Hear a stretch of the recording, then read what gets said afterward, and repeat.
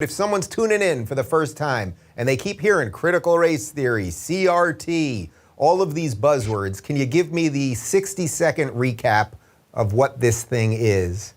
I can try 60. We'll see. I'll give you 90 seconds. Go. It is not diversity training. Start there. It is not racial sensitivity training. You might say it's racial hypersensitivity training. But what it is it is a worldview that assumes from the outset that the ordinary operating system of society is racism. Systemic racism is what they call it. So they say in their own words that the first assumption of critical race theory is that racism is the ordinary state of affairs in society. The question is not, did racism take place, but how did racism manifest in that situation? The people who are equipped to figure out how racism took place in that situation are called critical race theorists. So it is a completely radical way derived from what's called critical theory to view race and racism, to where you assume that race is the key thing that you have to be thinking about all the time. Racism is the ordinary state of affairs. Racism always perpetuates itself. So if you benefit from racism, you are therefore motivated, it says, not to understand racism, not to be able to question your complicity in racism, and therefore want to maintain racism. So it's a very corrupt way to think about race and racism, and to make race and racism relevant to every single possible topic. So that's why I say not to be playing word games, that it is like racial hypersensitivity training. It teaches people to look for racism in literally every situation, interaction, phenomenon, and institution. Chris, what can you add to that on sort of how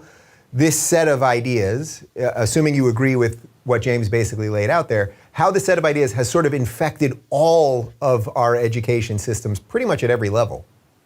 Yeah, I actually think it's actually one step beyond that. You know, in the 1960s, Rudy Dushka talked about the long march to the institutions, the idea that the way to overthrow capitalism, overthrow the United States, overthrow the kind of global white supremacist hegemony was to take control of key institutions. And critical race theory, I think, has essentially done that. You had people who are more progressive in education and universities for a long time.